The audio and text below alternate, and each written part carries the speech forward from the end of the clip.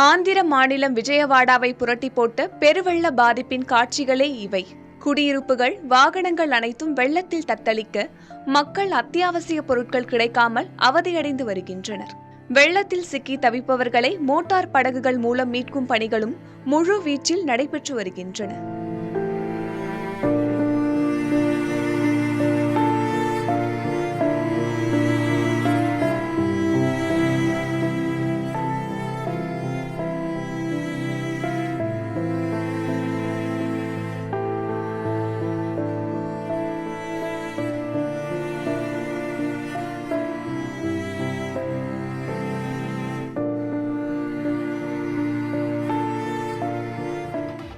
ஆந்திர மாநிலம் விஜயவாடாவில் கனமழையால் பாதிக்கப்பட்ட பகுதிகளில் முதலமைச்சர் சந்திரபாபு நாயுடு 2வது நாளாக ஆய்வு மேற்கொண்டார். வெள்ளம் தேங்கிய சாலைகளில் பொக்லைன் இயந்திரத்தில் சென்றபடி பார்வையிட்ட அவர் பாதிக்கப்பட்ட மக்களிடம் குறைகளை கேட்டறிந்தார். மீட்புப் பணிகளை விரைந்து மேற்கொள்ளுமாறும் அதிகாரிகளுக்கு உத்தரவிட்டார். விஜயவாடாவில் நேற்று முன்தினம் பெய்த கனமழையால் பல்வேறு பகுதிகளில் வெள்ள பாதிப்பு ஏற்பட்டிருக்கிறது. வீடுகளில் உதவி கிடைக்காமல் சிக்கி தவிப்பவர்களை மீட்கும் பணியில் தேசிய, மாநில பேரிடர் மீட்புப் படையினர் ஈடுபட்டு வருகின்றனர். விஜய் மாநாட்டுக்கு அனுமதி அளிப்பதற்காக தமிழக வெற்றிக் கழக பொதுச் செயலாளர் ஆனந்திடம் விழுப்புரம் மாவட்ட எஸ்பி 21 கேள்விகளை எழுப்பியுள்ளார். விஜயின் முதல் அரசியல் மாநாடு எந்த நேரத்தில் தொடங்கி எப்போது முடியும் என கேள்வி எழுப்பப்பட்டுள்ளது. மாநாட்டின் நிகழ்ச்சி நிரல், அதில் பங்கேற்கும் முக்கிய நபர்களின் பெயர் பட்டியல், மாநாடு மேடையின் அளவு, அதில் போடப்பட இருக்கும் நாற்காலிகளின் எண்ணிக்கை, மேடையில் பேச உள்ள நபர்களின் விவரமும் கோரப்பட்டுள்ளது. முக்கியமாக மாநாடு நடத்த திட்டமிட்டுள்ள இடத்தின் உரிமையாளர்கள் யார் என்றும் அவர்களிடம் முறையான அனுமதி கேட்கப்பட்டுள்ளதாக எனவும் கேள்வி எழுப்பப்பட்டுள்ளது. மேலும் பேனர்களின் எண்ணிக்கை, அலங்கார வளைவுகளின் விவரம், பந்தல், ஒளிபெருக்கி, இதர ஒப்பந்ததாரர்கள் விவரம், மாநாட்டில் எத்தனை பேர் பங்கேற்பார்கள், அதில் ஆண்கள், பெண்கள், முதியோர்களின் விவரம் போன்றவை குறித்தும் கேட்கப்பட்டுள்ளது. மாநாட்டிற்கு வரும் இருசக்கர வாகனங்கள், கார்கள், வேன்கள் மற்றும் பேருந்துகள் விவரம், வாகனங்கள் நிறுத்த ஏற்பாடு, அதற்கான அனுமதி குறித்தும், வாகனங்கள் நிறுத்தும் இடங்களில் பாதுகாப்பு பணிக்கு தனியார் பாதுகாவலர்கள் ஈடுபடுத்தப்படுவார்களா என்றும் கேள்வி எழுப்பப்பட்டுள்ளது. குடிதண்ணீர் உள்பட அடிப்படை வசதிகள் பற்றியும் கேள்வி எழுப்பியிருக்கும் காவல்துறை, நிகழ்ச்சியில் கலந்து கொள்பவர்களுக்கு உணவு பட்டலமாக விநியோகிக்கப்பட உள்ளதா அல்லது சமையற்கூடம் மூலம் சமைத்து விநியோகிக்கப்பட இருக்கிறதா எனவும் வினவியுள்ளது. இதுபோக தீ விபத்தை தவிர்ப்பதற்கான பாதுகாப்பு விவரம், மருத்துவ வசதிகள், மாநாடு நடைபெறும் இடத்திற்கு உள்ளே மற்றும் வெளியே செல்லும் வழித்தடங்கள், கட்சியின் தலைவர் மற்றும் முக்கிய நபர்கள் விழா மேடைக்கு செல்லும் வழித்தடம் பற்றிய விவரங்களும் கேட்கப்பட்டுள்ளது. மாநாட்டிற்கான மின்சாரம் எங்கே இருந்து பெறப்படுகிறது மற்றும் அதற்கான அனுமதி விவரங்களையும் காவல்துறை கேட்டுள்ளது. 21 கேள்விகளுக்கும் உரிய பதிலளித்த பிறகே மாநாட்டிற்கு அனுமதி அளிப்பது குறித்து காவல்துறை முடிவு செய்யும் என தெரிகிறது.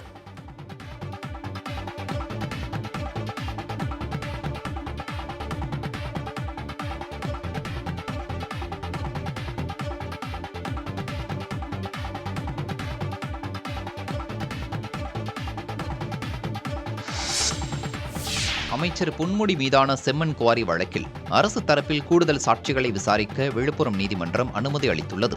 பூத்துறை செம்மண் குவாரியில் சட்டவிரோதமாக மண் எடுத்து அரசுக்கு 28 கோடியே 36 லட்சம் ரூபாய் இழப்பு ஏற்படுத்தியதாக பொன்முடி, அவரது மகன் கௌதம சிகாமணி உள்ளிட்டோர் மீது 2012ஆம் ஆண்டு வழக்கு பதியப்பட்டது. இந்த வழக்கில் அரசு தரப்பில் சாட்சியம் அளித்த 51 பேரில் 30 பேர் பிறழ் சாட்சிகளாக மாறினர். இதனிடையே அரசு தரப்பில் கூடுதலாக சாட்சிகளை சேர்த்து விசாரிக்க அனுமதி கோரிய மனு விசாரணைக்கு வந்தது. இதனை விசாரித்த நீதிபதி பூர்ணிமா கூடுதல் சாட்சிகளை விசாரணை செய்ய அனுமதி அளித்ததுடன் மேல் விசாரணை செய்து இறுதி அறிக்கையை தாக்கல் செய்ய காவல்துறைக்கு 1 மாதம் அவகாசம் வழங்கினார். தாய்லாந்தில் சைபர் கிரைம் அடிமைகளாக செயல்பட்டு வந்த 16 தமிழர்கள் உட்பட 47 இந்தியர்கள் வெளியுறவுத்துறை அமைச்சகம் மூலம் மீட்கப்பட்டுள்ளனர். டேட்டிங் செயலியில் பெண்கள் போல் பேசி தங்கள் வலையில் வீழ்த்தி வேலைவாய்ப்பு என கூறி தாய்லாந்து, மியான்மர் உள்ளிட்ட நாடுகளுக்கு 5000க்கும் மேற்பட்ட இந்தியர்கள் அழைத்துச் செல்லப்பட்டுள்ளதாக குற்றச்சாட்டுகள் ஏற்கனவே வெளியாகியிருந்தன. பார்சல் மோசடி, கிரிப்டோ கரன்சி மோசடி, மேட்ரிமோனியல் மோசடி, சமூக வலைதள மோசடி என பல வகை சைபர் மோசடிகளுக்கு பயிற்சி அளிக்கப்பட்டு அவர்களை சைபர் கிரைம் அடிமைகளாக மாற்றி பெரும் மோசடி நடந்துள்ளது. இவர்களை மீட்க வெளியுறவுத்துறை மூலம் தமிழக காவல்துறை முயற்சிகளை மேற்கொண்டது. இதன் பலனாக தாய்லாந்தில் சிக்கிக் கொண்டவர்களில் 47 இந்தியர்கள் சில நாட்களுக்கு முன் மீட்கப்பட்டுள்ளனர். இதில் 16 பேர் தமிழர்கள் ஆவர். மீட்கப்பட்டவர்களை தமிழக சிபிசிஐடி காவல்துறையினர் விசாரித்து வருகின்றனர். அவர்கள் தரும் தகவல் அடிப்படையில் முகவர்களை கைது செய்யவும் வெளிநாடுகளில் சிக்கியுள்ள மற்றவர்களை மீட்கவும் காவல்துறையினர் திட்டமிட்டுள்ளனர். இதுவரை தாய்லாந்திலிருந்து சுமார் 600 இந்தியர்கள் மீட்கப்பட்டுள்ளதாகவும் இதில் 121 பேர் தமிழகத்தைச் சேர்ந்தவர்கள் என்றும் வெளியுறவுத்துறை அமைச்சகம் தெரிவித்துள்ளது. விருதுநகர் மாவட்டம் காட்பாடி ரயில் நிலையத்தில் காணாமல் போன 7 வயது சிறுவன் பெற்றோரிடம் ஒப்படைக்கப்பட்டார். ராணிப்பேட்டை மாவட்டம் முகுந்தராயபுரம் பகுதியைச் சேர்ந்தவர்கள் மாரிமுத்து, சரஸ்வதி தம்பதி. தங்களது 2 மகள்கள் மற்றும் ஒரு மகனுடன் இவர்கள் நாகர்கோவில் விரைவு ரயிலில் சென்றனர். அப்போது காட்பாடி ரயில் நிலையத்தில் இறங்கிய மாரிமுத்துவை பார்த்து மகன் சர்வேஷும் கீழே இறங்கியதாக தெரிகிறது.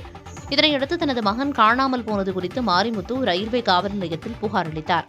இதுகுறித்து கண்காணிப்பு கேமரா பதிவுகளை கொண்டு காவல்துறையினர் விசாரித்து வந்தனர். இந்நிலையில் தனது உறவினரின் குழந்தை என நினைத்து சிறுவன் சர்வேஷை அழைத்துச் சென்றதாக பத்மநாபன் என்பவர் காவல்துறைக்கு தகவல் தெரிவித்தார். இதனையடுத்து சிறுவன் அவரது பெற்றோரிடம் ஒப்படைக்கப்பட்டார். கொல்கத்தாவில் பயிற்சி பெண் மருத்துவர் படுகொலை சம்பவத்தை கண்டித்து பாஜகவினர் போராட்டத்தில் ஈடுபட்டனர்.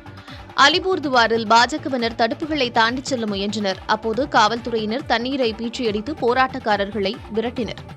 அலிபூரில் உள்ள மாவட்ட நீதிபதி அலுவலகத்திற்கு முன்பு பாஜக நிர்வாகி லாக்கெட் சாட்டர்ஜி தலைமையில் போராட்டம் நடைபெற்றது. ஆகஸ்ட் 9ஆம் தேதி ஆர்ஜிகர் மருத்துவமனையில் பயிற்சி பெண் மருத்துவர் கொலை செய்யப்பட்ட சம்பவத்திற்கு நீதி கேட்டு 3 வாரங்களாக போராட்டங்கள் நடைபெற்று வருவது குறிப்பிடத்தக்கது. டெல்லியில் அரசு பேருந்து ஊழியர்கள் நிரந்தரமற்ற பணி, போதிய ஊதியம் இல்லாததால் இருண்ட வாழ்க்கைக்கு தள்ளப்பட்டுள்ளதாக மக்களவை எதிர்க்கட்சித் தலைவர் ராகுல் காந்தி கூறியுள்ளார். டெல்லியில் அரசு பேருந்தில் பயணித்து ஓட்டுநர் நடத்துனர்களின் குறைகளை கேட்டறிந்த வீடியோவை பகிர்ந்துள்ள ராகுல் காந்தி இந்த கருத்தை பதிவிட்டுள்ளார்.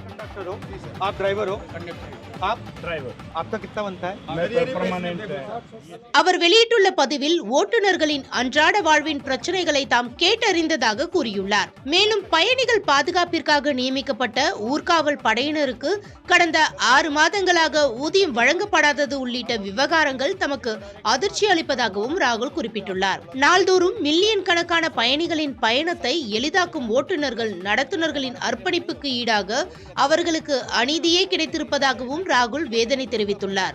சமவேளை, சம ஊதியம் உள்ளிட்ட டெல்லி போக்குவரத்து ஊழியர்களின் நியாயமான கோரிக்கைகளை அரசு கவனத்தில் கொள்ள வேண்டும் எனவும் ராகுல் காந்தி தனது பதிவில் குறிப்பிட்டுள்ளார்.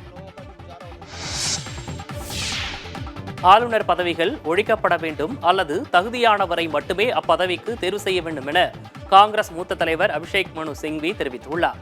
பிரபல வழக்கறிஞரும் மூத்த காங்கிரஸ் தலைவருமான அபிஷேக் மனு சிங்வி கடந்த வாரம் மாநிலங்களவை உறுப்பினராக தெலுங்கானாவிலிருந்து தேர்ந்தெடுக்கப்பட்டார். இந்நிலையில் பேட்டி ஒன்றில் பேசிய சிங்வி ஆளுநர் பதவி ஒழிக்கப்பட வேண்டும் அல்லது தரக்குறைவான அரசியலில் ஈடுபடாதவர்களை அப்பதவியில் நியமிக்க வேண்டும் என தெரிவித்தார். மோடி தலைமையிலான அரசு ஒவ்வொரு அமைப்பையும் அர்த்தமற்றதாக, மதிப்பற்றதாக மாற்றிவிட்டதாக குற்றஞ்சாட்டினார். ஆளுநர்கள் ஆளும் பாஜக அரசுகளின் கைப்பாவையாக இருக்கும் நிலை உள்ளதாகவும் அவர் விமர்சித்தார். மாநில பேரவைகள் நிறைவேற்றிய மசோதாக்களுக்கு ஒப்புதல் தராமல் ஆளுநர்கள் இழுத்தடிக்கும் நிலை உள்ளதாகவும் இதனால் நிர்வாக ரீதியான பாதிப்புகள் ஏற்படுவதாகவும் அபிஷேக் மனு சிங்வி தெரிவித்தார். நாடாளுமன்றத்தில் இரு அவைகளின் தலைவர்களுக்கும் எதிர்க்கட்சி உறுப்பினர்களுக்கும் இடையே தொடரும் வார்த்தை மோதல்கள் கவலை தருவதாகவும் அவர் கூறினார். ஆளுநர் பதவி தேவையில்லை என்ற கருத்து ஏற்கனவே இருந்து வரும் நிலையில் இந்தியாவின் பழம்பெரும் கட்சியான காங்கிரஸ் கட்சியை சேர்ந்தவரும் அக்கருத்தை கூறியிருப்பது முக்கியத்துவம் பெறுகிறது.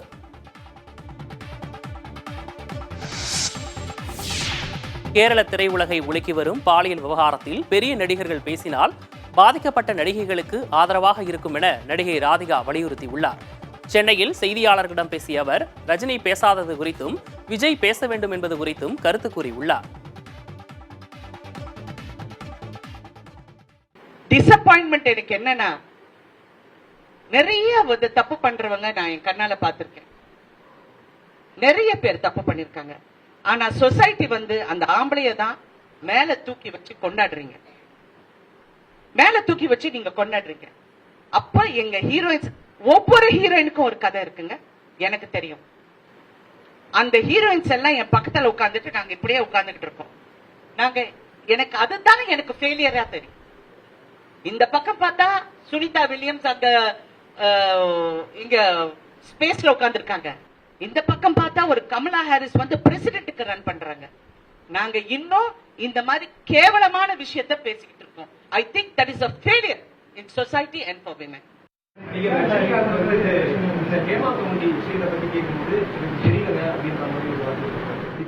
தெரியலன்னா அவருக்கு தெரியலதான். அவர் தெரிஞ்சா அவர் சொல்லுவாரு.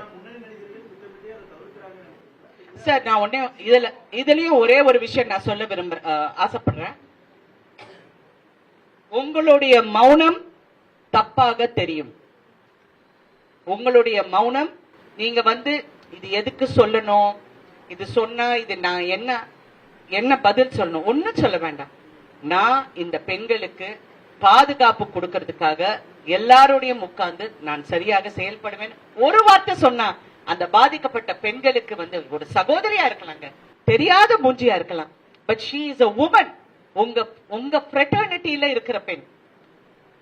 அவங்க பெரிய நடிகைகள்ல யார் யார் பாதிக்கப்பட்டிருக்காங்கன்னா ஒவ்வொரு கதாநாயகனுக்கும் தெரியும், ஒவ்வொரு ஆர்டிஸ்டுக்கும் தெரியும், ஒவ்வொரு டைரக்டருக்கு தெரியும். தெரியலன்னு இல்ல, அவங்க ஒரு வார்த்தை அந்த பெண் பாதிக்கப்பட்ட பெண்ணுக்கு சொன்னா உண்மையிலே சந்தோஷமாக இருக்கும். அரசியல் ஆசை, அரசியலுக்கு வரணும்னு ஆசை, அரசியல்ல செயல்படுறவங்களுக்கு ஆசை. நீங்க எல்லாம் மக்களுக்காக பேச போறீங்களே, உங்க கூட இருக்கிற பெண்களுக்காக ஒரு வார்த்தை சொல்லுங்க. கூலி படத்திலிருந்து நடிகர் ரஜினியின் கதாபாத்திர போஸ்டரை படக்குழு வெளியிட்டது. இதில் தேவா என்ற கதாபாத்திரத்தில் அவர் நடிக்கிறார். ஏற்கனவே இந்த படத்திலிருந்து சௌபின் ஷாகிர், நாகார்ஜுனா, ஸ்ருதிஹாசன், உபேந்திரா ஆகியோரின் போஸ்டரை படக்குழு வெளியிட்டிருந்தது. சன் பிக்சர்ஸ் தயாரிப்பில் நடிகர் ரஜினிகாந்தின் 171வது படமாக கூலி உருவாகிறது. இயக்குநர் லோகேஷ் கனகராஜ் இயக்கத்தில் உருவாகி வரும் இந்த படத்தின் படப்பிடிப்பு ஹைதராபாத்தில் விறுவிறுப்பாக நடைபெற்று வருகிறது. இப்படத்துக்கு அனிருத் இசையமைக்கிறார். நில மோசடி வழக்கில் அதிமுக முன்னாள் அமைச்சர் எம்.ஆர். விஜயபாஸ்கரின் சகோதரருக்கு 12ஆம் தேதி வரை நீதிமன்ற காவல் விதிக்கப்பட்டுள்ளது. 100 கோடி ரூபாய் மதிப்புள்ள 22 ஏக்கர் நிலத்தை போலி ஆவணங்கள் மூலம் பத்திரப்பதிவு செய்ததாக எம்.ஆர். விஜயபாஸ்கர் உள்ளிட்டோர் மீது சிபிசிஐடி காவல்துறையினர் வழக்கு பதிவு செய்தனர். இவ்வழக்கில் கடந்த ஜூலை 16ஆம் தேதி கைது செய்யப்பட்ட எம்.ஆர். விஜயபாஸ்கர் 15 நாள் நீதிமன்ற காவலுக்கு பிறகு நிபந்தனை ஜாமீனில் விடுவிக்கப்பட்டார். இதனிடையே எம்.ஆர். விஜயபாஸ்கரின் சகோதரர் சேகரின் முன்ஜாமீன் மனு கடந்த சில நாள்களுக்கு முன்பு தள்ளுபடி செய்யப்பட்டது. இதையடுத்து சேகர் மற்றும் இவ்வழக்கில் தொடர்புடைய செல்வராஜ் ஆகிய இருவரையும் கைது செய்த சிபிசிஐடி காவல்துறையினர் இருவரையும் கரூர் நீதிமன்றத்தில் ஆஜர்படுத்தினர். அவர்களை 12ஆம் தேதி வரை நீதிமன்ற காவலில் அடைக்க நீதிபதி மகேஷ் உத்தரவிட்டார்.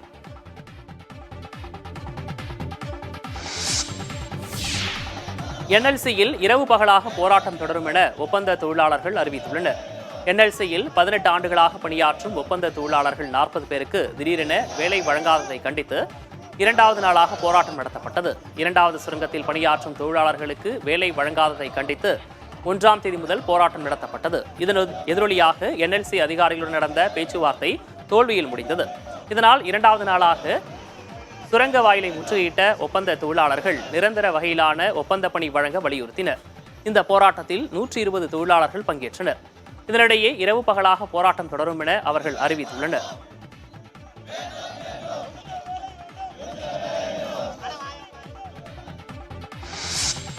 மயிலாடுதுறை மாவட்டம் சீர்காழி அருகே தனியார் மருத்துவமனையில் நெஞ்சுவலிக்காக சிகிச்சை பெற்று வந்தவர் உயிரிழந்த நிலையில் தவறான சிகிச்சையால் அவர் உயிரிழந்ததாக உறவினர்கள் குற்றம் சாட்டியுள்ளனர். கீழவள்ளம் கிராமத்தை சேர்ந்த ஆனந்தன் கொள்ளிடம் தனியார் மருத்துவமனையில் சிகிச்சைக்காக அனுமதிக்கப்பட்டார். மேல் சிகிச்சைக்காக அவரை ஜிப்மர் மருத்துவமனைக்கு அழைத்து செல்ல அந்த மருத்துவமனை நிர்வாகம் அறிவுறுத்தியது. இதனையடுத்து ஆம்புலன்ஸ் வாகனத்தில் ஏற்றிய போது அவர் ஏற்கனவே உயிரிழந்து விட்டதாக மருத்துவ உதவியாளர் தெரிவித்ததாக கூறப்படுகிறது. இதனையடுத்து ஆனந்தின் உறவினர்கள் மற்றும் விசிகாவினர் மருத்துவமனை நிர்வாகத்தை முற்றுகையிட்டனர்.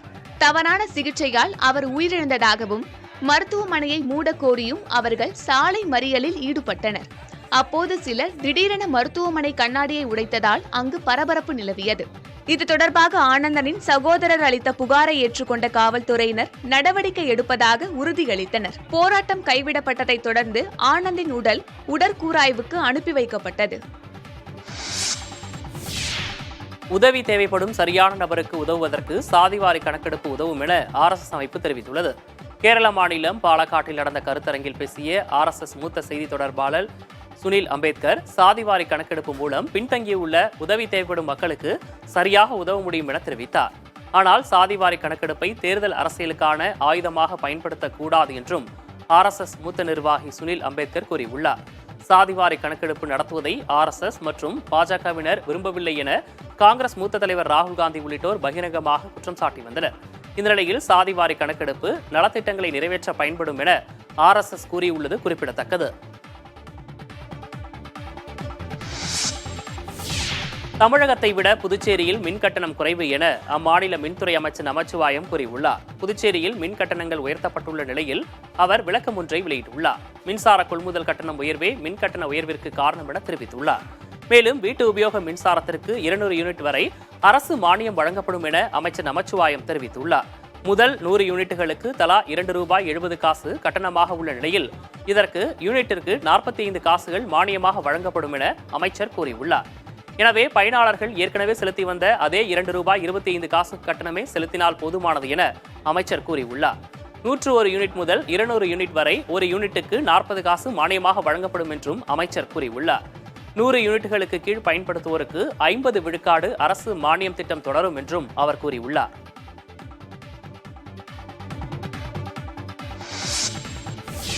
சென்னையில் ஃபார்முலா 4 கார் பந்தயம் நடந்து முடிந்துள்ள நிலையில் தமிழ்நாடு அரசின் செய்தித்துறை அறிக்கை ஒன்றை வெளியிட்டுள்ளது. அதில் ஃபார்முலா 4 கார் பந்தயத்தை மாபெரும் வெற்றியடை செய்த அமைச்சர் உதயநிதி ஸ்டாலினுக்கும் துறைசார் அலுவலர்களுக்கும் முதலமைச்சர் பாராட்டு தெரிவித்துள்ளதாக கூறியுள்ளது. 3.5 கிலோமீட்டர் தூரம் உள்ள கார் பந்தயம் தெற்காசியாவிலேயே இதுவரை நடைபெறாத மிக நீளமான சாலை கார் பந்தயம் என சுட்டிக்காட்டியுள்ளது.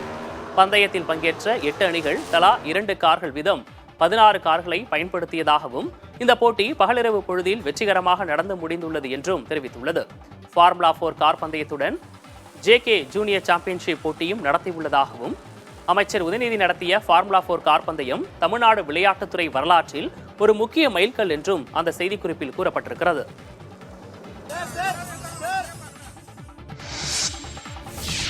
கல்வித்துறையில் நாட்டிற்கே முன்னோடியாக உள்ள தமிழ்நாட்டின் பாடத்திட்டத்தை தரம் குறைந்தது என்று ஆளுநர் RN ரவி விமர்சிப்பது அவரது அதிகார மமதையை காட்டுவதாக காங்கிரஸ் சாடியுள்ளது. அக்கட்சியின் மாநில தலைவர் செல்வபெருந்தகை வெளியிட்டுள்ள செய்திக்குறிப்பில் புதிய கல்விக் கொள்கைக்கு எதிராக பேரவையில் நிறைவேற்றப்பட்ட தீர்மானத்தை உதாசீனப்படுத்தும் வகையில் ஆளுநரின் கருத்து அமைந்திருப்பதாக தெரிவித்துள்ளார். தமிழக மாணவர்கள் மீது உண்மையிலேயே அக்கறை இருந்தால் மத்திய அரசு தர வேண்டிய நிதியை விடுவிக்கும் முயற்சியில் ஆளுநர் ஈடுபடாதது ஏன் என்றும் செல்வபெருந்தகை கேள்வி எழுப்பியுள்ளார். தமிழகத்திற்கு விரோதமான பேச்சுக்களை ஆளுநர் RN ரவி நிறுத்திக் கொள்ள வேண்டும் என்றும் செல்வபெருந்தகை கண்டனம் தெரிவித்துள்ளார்.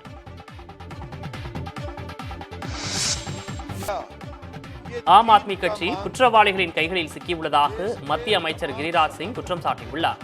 ஆம் ஆத்மி MLA அமானத்துல்லா கான் வீட்டில் அமலாக்கத்துறை சோதனை நடத்திய நிலையில் கிரிராஜ் சிங் இத்தகைய குற்றச்சாட்டை கூறியுள்ளார். ஆம் ஆத்மி கட்சியை சேர்ந்த முதலமைச்சர் அமைச்சர்கள் சிறையில் இருப்பதாகவும் சாடிய அவர் எந்த நபரும் சட்டத்திற்கு மேலானவர்கள் கிடையாது என கூறியுள்ளார். அமானத்துல்லா மீது ஏதேனும் குற்றச்சாட்டுகள் இருந்தால் அதனை நீதிமன்றம் முடிவு செய்யும் எனவும் அவர் தெரிவித்தார். சட்டவிரோத பணப்பரிமாற்ற வழக்கில் அமலாக்கத்துறையால் அமானத்துல்லா கைது செய்யப்பட்டுள்ள நிலையில் மத்திய அமைச்சர் இவ்வாறு கூறியுள்ளார். இதனிடையே விசாரணை அமைப்புகளை மத்திய அரசு தவறாக பயன்படுத்துவதாக ஆம் ஆத்மி குற்றம் சாட்டியுள்ளது.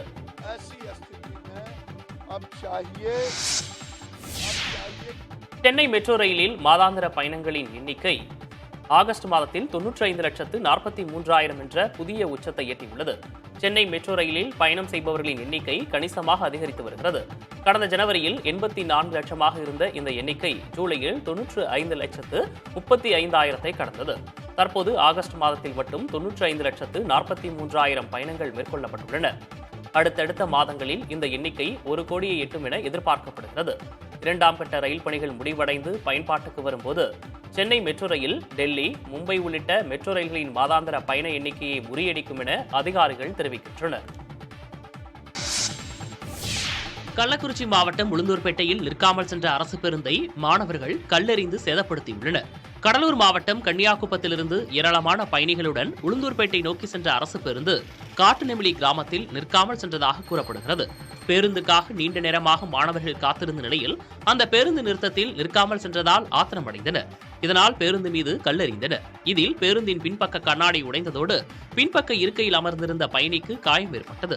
இது தொடர்பாக பேருந்து ஓட்டுநர் அளித்த புகாரின் பேரில் சம்பவ இடத்திற்கு வந்த காவல்துறையினருடன் மாணவர்களின் பெற்றோர் வாக்குவாதத்தில் ஈடுபட்டனர். தினந்தோறும் பேருந்துகள் நிற்காமல் செல்வதால் மாணவ மாணவிகள் குறித்த நேரத்தில் பள்ளிக்கு செல்ல முடியாத நிலை இருப்பதாக பெற்றோர் குற்றம் சாட்டினர். சீனு ராமசாமி இயக்கியுள்ள கோழிப்பண்ணை செல்லதுரை படத்தின் ட்ரெய்லர் வெளியானது. யோகி பாபு மற்றும் புதுமுகங்கள் நடிக்கும் இந்த படத்தின் படப்பிடிப்பு தேனி பெரியகுளம் பகுதியில் நடைபெற்று முடிந்தது. இந்த படத்திற்கு வைரமுத்து, கங்கையமரன், பா விஜய் உள்ளிட்டோர் பாடல்கள் எழுதியுள்ளனர். இந்த படம் செப்டம்பர் 20ஆம் தேதி வெளியாகிறது. இதற்கு முன்பு வரும் 18ஆம் தேதி ஓக்லாந்து சர்வதேச திரைப்பட விழாவில் வேர்ல்ட் பிரீமியர் பிரிவில் இந்த படம் திரையிடப்படுகிறது.